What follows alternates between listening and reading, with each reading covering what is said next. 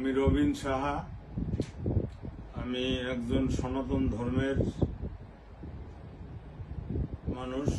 আমার একটা বক্তব্য ভাইরাল হয়েছে, তবে বক্তব্যটা পুরোপুরি তারা দেয়নি। তারা এটাকে সুপার এডিট করে ছাড়ছে। তো যাই হোক, দোষ আমারই। আমি আমার সনাতনী ভাইদের কাছে করজোরে ক্ষমা চাচ্ছি।